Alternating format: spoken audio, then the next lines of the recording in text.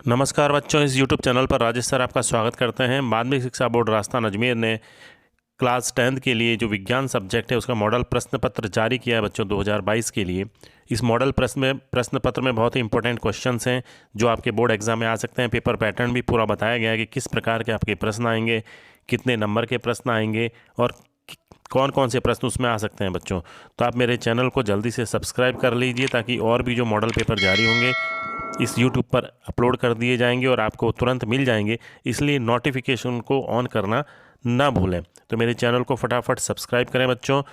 आइए देखते हैं इसमें जो इम्पोर्टेंट क्वेश्चंस हैं बोर्ड पेपर में। इसका जो खंड ए है, पहले खंड की अपन बात कर रहे हैं बच्चों।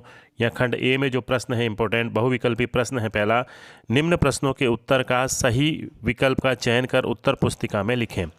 ठीक है बच्चों, पादप में फ्लोएम उत्तरदायी है किस चीज़ के लिए? देखिए ये जो प्रश्न पत्र है इसमें एक क्वेश्चन है पहला कि पादप में फ्लोएम उत्तरदायी है भोजन का वहन करने के लिए, जल का वहन करने के लिए, ऑक्सीजन का वहन करने के लिए या एमिनो अम्ल का वहन करने के लिए। ठीक है, तो जो आपको इसमें से क्वेश्चन का आंसर आता है वो आप आंसर की प्रैक्टिस कीजिए। इसके बाद जब अगला जो वीडियो होगा उसमें इन सब के आंसर आपको बताए जाएंगे। अगला प्रश्न है बच्चों, मनुष्य में आमाशय एक तंत्र का भाग है जो संबंधित है श्वसन, उत्सर्जन, पोषण या परिवहन। तो आमाशय जो है वो कौन से तंत्र का भाग है ये आपको बताना है। अगला प्रश्न है बच्चों, प्रश्न नंबर 3 इसमें पहले पार्ट का, निम्नलिखित में से कौन सा पादप हार्मोन है? जिब्रेलिन, एस्ट्रोजन, इंसुलिन या थायरॉक्सिन। अगला प्रश्न है, कोशिका विभाजन को कौन सा हार्मोन प्रेरित करता है? एब्सिसिक अम्ल, टेस्टोस्टेरोन, ऑक्सीन या साइटोकाइनिन। ठीक है, इसका आंसर आपको फटाफट लगाने हैं बच्चों ताकि जब भी इसकी आंसर शीट आपके साथ प्रोवाइड की जाएगी तो आप अपने क्वेश्चन का आंसर का टैली कर सकते हैं। अगला प्रश्न है, उत्तल लेंस के लिए वह बिंदु जिस पर आपतित किरण बिना मुड़े सीधी निकल जाती है उस बिंदु को कहते हैं?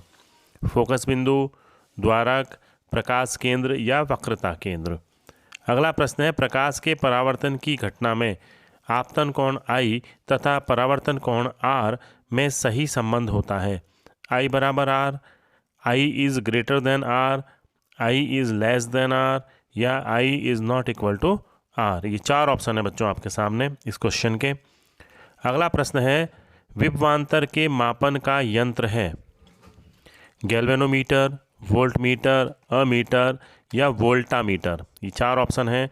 अगला प्रश्न है, किसी चालक तार के प्रतिरोध का मान निर्भर करता है उसकी लंबाई पर, उसके अनुप्रस्थ काट के क्षेत्रफल पर, उसके ताप पर या उपरोक्त सभी पर। 4 ऑप्शन है बच्चों इसमें भी। अगला प्रश्न है, विद्युत ऊर्जा को यांत्रिक ऊर्जा में रूपांतरित करने की युक्ति को कहते हैं? जनित्र, मोटर, वोल्टमीटर या अमीटर।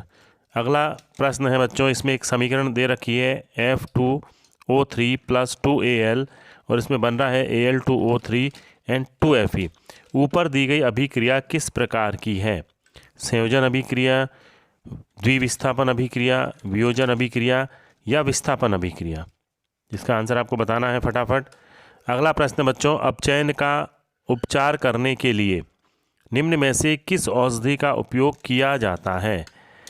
ठीक है, अपचन है बच्चों इसमें ना, अपचन यानी जो एसिडिटी हो जाती है, अपच हो जाती है, उसका उपचार करने के लिए किस औषधि का उपयोग होता है? एंटीबायोटिक यानी प्रतिजैविक, एनाल्जेसिक यानी पीड़ाहारी, एंटासिड या एंटीसेप्टिक यानी प्रतिरोधी। तो इसमें 4 ऑप्शन है बच्चों। खाद्य पदार्थ के डिब्बों पर जिंक की बजाय टीन का लेप होता है क्यों? क्योंकि टीन का अपेक्षा जिंक महंगा है, टीन की अपेक्षा जिंक का गलनांक अधिक है, टीन की अपेक्षा जिंक अधिक अभिक्रियाशील है या टीन की अपेक्षा जिंक कम क्रियाशील होता है। तो ये बच्चों प्रश्न जो 1 था उसमें कुल प्रश्न दे रखे हैं आपके सामने। अगला प्रश्न नंबर 2 है, रिक्त स्थानों की पूर्ति करें। अब जो आपके सेकंड टाइप के जो क्वेश्चन आएंगे, रिक्त स्थानों की पूर्ति करें। इसमें प्रश्न है, नर में हार्मोन स्त्रावण होता है, यानी नर में कौन से हार्मोन का स्त्रावण होता है? उसका आंसर आपको लिखना है। अगला प्रश्न है, अपशिष्ट योगोत्पादों को शरीर से बाहर निकालने के प्रक्रम को खाली स्थान कहते हैं? उसको क्या कहते हैं वो आपको इसमें लिखना है खालिस्तान में। एक एक नंबर के बच्चों ये प्रश्न है सारे। अगला प्रश्न है ओजोन परत सूर्य से आने वाली से सुरक्षा प्रदान करती है, यानी कौन सी जो विकिरण हैं किरणें हैं उनसे हमारी सुरक्षा प्रदान करती है, वो आपको लिखना है। एक नंबर का प्रश्न है कोयला एवं पेट्रोलियम ईंधन के उदाहरण है, कौन से ईंधन के उदाहरण है, उसके प्रकार के बारे में आपको लिखना है। अगला प्रश्न है गोलीय दर्पण के ध्रुव और वक्रता केंद्र के बीच की दूरी की आधी दूरी को कहते हैं। ठीक है बच्चों, तो इसके बारे में आपको बताना है। अगला प्रश्न है विद्युत शक्ति का मात्रक है, विद्युत शक्ति का जो मात्रक है वो आपको इसमें लिखना है। अगला है प्रश्न नंबर 3 अति लघुतरात्मक प्रश्न, प्रश्नों का उत्तर एक शब्द या एक पंक्ति में दीजिए। बच्चों इस तरह के क्वेश्चन होंगे। तो इस बार जो बोर्ड का जो पेपर पैटर्न है वो बच्चों चेंज हो चुका है और इसी हिसाब से इसी तरीके से आपके पेपर आएगा बोर्ड में 2022 का जो एग्ज़ाम होगा बोर्ड पेपर। तो इसी के हिसाब से अपनी तैयारी जारी रखें बच्चों, और मेरे चैनल को सब्सक्राइब जरूर कर लें ताकि जितने भी बोर्ड के पेपर आएंगे मॉडल पेपर वो आपके अपलोड कर दिए जाएंगे इस वीडियो में जल्दी से जल्दी। तो अगला प्रश्न है पचित भोजन का अवशोषण किस भाग में होता है, ये एक नंबर का क्वेश्चन है, उस भाग का नाम लिखना है। मधुमेह रोग किस हार्मोन की कमी से होता है, उस रोग का नाम लिखना है जो हार्मोन की कमी से होता है। ठीक है ना, मधुमेह रोग जो होता है। अगला प्रश्न है रेफ्रिजरेटर में किस रसायन का उपयोग किया जाता है। अमृता देवी बिश्नोई राष्ट्रीय पुरस्कार किससे संबंधित है। अगला प्रश्न है गंगा नदी पर बने बांध का नाम लिखिए, गंगा नदी पर जो बांध बना है उसका नाम आपको लिखना है। अगला प्रश्न है यदि L लंबाई के चालक तार का प्रतिरोध R ओम है तो उसी चालक तार से 2R ओम प्रतिरोध प्राप्त करने के लिए कितनी लंबाई का तार लेना होगा। ये बच्चों एक न्यूमेरिकल क्वेश्चन है, आंकिक प्रश्न है आपके लिए। अगला प्रश्न है दो चुंबकीय क्षेत्र रेखाएं एक दूसरे को क्यों प्रतिच्छेद नहीं करती हैं, इसका आंसर आपको लिखना है। अगला प्रश्न है बच्चों किसी विद्युत परिपथ में धारा प्रवाह है या नहीं तथा किस दिशा में है जानने के लिए हम किस विद्युत उपकरण का उपयोग करते हैं। अगला प्रश्न है कठोर जल को मृदु जल के लिए किस सोडियम यौगिक का उपयोग किया जाता है। अगला प्रश्न ताजे दूध का पीएच मान 6 होता है, इससे दही बन जाने पर इसका पीएच मान परिवर्तित हो जाता है, क्यों, इसका आंसर आपको लिखना है। एक नंबर का प्रश्न बच्चों ये आश्रित जल विद्युत का चालक क्यों नहीं होता जबकि वर्षा जल होता है। ठीक है बच्चों। अगला प्रश्न CaOCl2 यौगिक का प्रचलित नाम क्या है, इसका नाम आपको बताना है। ठीक है, बहुत ही इंपॉर्टेंट क्वेश्चन है ये भी बच्चों। ये खंड A के प्रश्न थे, ठीक है, जो एक एक नंबर के प्रश्न थे बच्चों सारे। अब खंड B की अपन बात करेंगे क्योंकि ये खंड B के प्रश्न हैं, 2 नंबर के प्रत्येक प्रश्न हैं, लघुतरात्मक प्रश्न हैं। प्रश्न संख्या 4 से लेकर 16 तक के, शब्द सीमा इसमें 50 है, यानी 50 शब्दों तक आप इसका उत्तर लिख सकते हैं। तो इसमें प्रश्न नंबर है चौथा भोजन के पाचन में लार की क्या भूमिका है, उस भूमिका के बारे में आपको बताना है। प्रभावी तथा अप्रभावी लक्षण को समझाइए, आपको बताने हैं ये लक्षण क्या होते हैं। अगला प्रश्न है एक संकर तथा द्विसंकर प्ररूप में लक्षण प्ररूप अनुपात लिखिए, आपको इनके अनुपात लिखने हैं दोनों के। जैव निम्नीकरण किसे कहते हैं, इसकी परिभाषा आपको लिखनी है। प्रकाश के अपवर्तन के नियम लिखिए, प्रकाश के अपवर्तन के जो नियम है वो आपको लिखने हैं। यदि 2 ओम 3 ओम तथा 6 ओम के 3 प्रतिरोध को पार्श्व क्रम में संयोजित किया जाता है तो संयोजन को तुल्य प्रतिरोध की गणना कीजिए। संयोजन का जो तुल्य प्रतिरोध होगा उसको आपको ज्ञात करना है। अगला प्रश्न है बच्चों प्रश्न नंबर 10 विद्युत परिपथ के लिए ओम का नियम लिखिए, इसके लिए आवश्यक सूत्र भी लिखिए, 2 नंबर का प्रश्न। अगला प्रश्न धारावाही चालक छड़ को चुंबकीय क्षेत्र में लंबवत रखने पर उस पर लगने वाले बल की दिशा की व्याख्या के लिए फ्लेमिंग के बाएं हाथ का नियम लिखिए तथा आवश्यक चित्र बनाइए। अगला प्रश्न है लोहे की वस्तुओं को हम पेंट क्यों करते हैं, समझाना है आपको। प्रश्न 13 संतुलित रासायनिक समीकरण क्या है, रासायनिक समीकरण को संतुलित करना क्यों आवश्यक है। आयनिक यौगिकों का गलनांक उच्च क्यों होता है।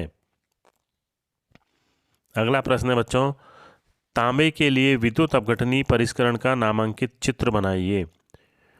प्रश्न नंबर 16 प्रयोग द्वारा समझाइए कि धातु ऊष्मा के संचालक होते हैं, धातु जो होते हैं वो ऊष्मा के सुचालक होते हैं या संचालक होते हैं, कंडक्टर्स होते हैं बच्चों, एक ही बात है। आवश्यक चित्र भी बनाइए। तो ये खंड बी के प्रश्न थे बच्चों जो 2-2 नंबर के थे। अब अपन खंड सी की बात करेंगे। दीर्घ उत्तरीय प्रश्न, प्रश्न संख्या 17 से 20 तक के उत्तर लिखने हैं। शब्द सीमा इसकी 100 है और प्रत्येक प्रश्न अब कितने का हो गया? 3 नंबर का हो गया बच्चों। 3 नंबर के प्रश्न है इसमें। खंड सी में अपन देखते हैं वायवीय तथा अवायवीय श्वसन में क्या अंतर है। अब ये जो प्रश्न है बच्चों, इनमें ऑप्शन भी दिया गया है। तो जो प्रश्न का उत्तर आपको बिल्कुल सही आता है, आप उसका उत्तर लिखेंगे उस प्रश्न को चुनकर। तो आप इसमें सेलेक्ट कर सकते हैं। अगर आपको इसका उत्तर नहीं आता तो नीचे जो प्रश्न दिया गया है, हमारे शरीर में हीमोग्लोबिन की कमी के क्या प्रभाव पड़ता है, यानी अगर कमी हो जाए तो उससे क्या प्रभाव होगा। 3 नंबर का क्वेश्चन है बच्चों। अगला प्रश्न है प्रश्न नंबर 18। समजात तथा समरूप अंग किसे कहते हैं? चित्र बनाइए। इसके अथवा में जो प्रश्न है, जीवाश्म किसे कहते हैं? चित्र बनाइए। 3 नंबर का प्रश्न ये भी। अगला प्रश्न, चुंबकीय क्षेत्र से आप क्या समझते हैं? चुंबकीय बल रेखाओं की विशेषताएं लिखिए। किसी धारावाही वृत्ताकार कुंडली द्वारा उत्पन्न चुंबकीय क्षेत्र को प्रदर्शित करने के लिए आवश्यक चित्र बनाइए। अगर आपको इसका उत्तर नहीं आता है तो इसका जो ऑप्शन है दूसरा, विद्युत मोटर किस सिद्धांत पर कार्य करती है? आवश्यक चित्र बनाकर कार्य प्रणाली समझाइए। विद्युत मोटर के कोई 2 उपयोग बताइए। तो विद्युत मीटर के जो 2 उपयोग हैं, मोटर जो होती है बच्चों, उसके कोई 2 उपयोग आपको लिखने हैं। अगला प्रश्न है प्रश्न नंबर 20। जल के विद्युत अपघटन की विधि लिखिए। उसकी आवश्यक रासायनिक अभिक्रिया दीजिए तथा नामांकित चित्र बनाइए। इसके अथवा में जो प्रश्न बच्चों, जब लोहे की कील को कॉपर सल्फेट के विलयन में डुबोया जाता है तो विलयन का रंग क्यों बदल जाता है? आवश्यक चित्र बनाते हुए समझाइए। 3 नंबर के प्रश्न है बच्चों ये। तो खंड सी की अपने बात की। अब अपन बात कर रहे हैं खंड डी की। ठीक है बच्चों, इसमें निबंधात्मक प्रश्न है। प्रश्न 21 से लेकर 22 2 प्रश्न है इसमें और शब्द सीमा है 250 शब्द तक आप इसका उत्तर लिख सकते हैं। देखते हैं प्रश्न अगला है प्रश्न नंबर 21। इसके कई सारे पार्ट हैं बच्चों। सिनेप्स किसे कहते हैं? तंत्रिका कोशिका के कार्य बताइए। तंत्रिका कोशिका का नामांकित चित्र बनाइए। तो 3 खंडों में इसको बांट दिया, एक ही प्रश्न को। 4 नंबर का पूरा प्रश्न है। अगर आपको इसका उत्तर ढंग से नहीं आता तो अथवा में जो क्वेश्चन है आप उसको अटेम्प्ट कर सकते हैं। ये क्वेश्चन है, मस्तिष्क का कौन सा भाग शरीर की स्थिति तथा संतुलन का अनुरक्षण करता है? उसका नाम लिखना है। अनैच्छिक क्रियाओं के 2 उदाहरण लिखिए। तीसरा है मानव मस्तिष्क का नामांकित चित्र बनाइए। ठीक है बच्चों, अगला प्रश्न है प्रश्न नंबर 22। गोलीय लेंसों के लिए चिन्ह की परिपाटी को समझाइए। किसी अवतल लेंस की फोकस दूरी 15 सेंटीमीटर है। किसी बिंब को लेंस से कितनी दूरी पर रखें कि इसका प्रतिबिंब लेंस से 10 सेंटीमीटर दूरी पर बने? लेंस द्वारा उत्पन्न आवर्धन भी ज्ञात कीजिए। उत्तल लेंस द्वारा बनने वाले प्रतिबिंब के लिए किरण चित्र बनाइए जबकि बिंब को 2f1 और f1 के बीच रखा जाता है। तो ये एक प्रश्न है बच्चों, इसमें अंकित प्रश्न भी दे रखा है और इसके अथवा में जो प्रश्न है, क्योंकि अगर आपको इसका उत्तर नहीं आता तो इसके अथवा में जो प्रश्न दे रखा है आप उसको सेलेक्ट कर सकते हैं। अथवा में प्रश्न है कि 15 सेंटीमीटर फोकस दूरी के एक अवतल दर्पण का उपयोग करके हम किसी बिंब का सीधा प्रतिबिंब बनाना चाहते हैं। बिंब का दर्पण से दूरी का परिसर क्या होना चाहिए? प्रतिबिंब की प्रकृति और आकार पर टिप्पणी लिखिए। इस स्थिति में प्रतिबिंब बनने का किरण चित्र बनाइए और एक दर्पण द्वारा उत्पन्न आवर्धन +1 है, इसका अर्थ क्या होगा?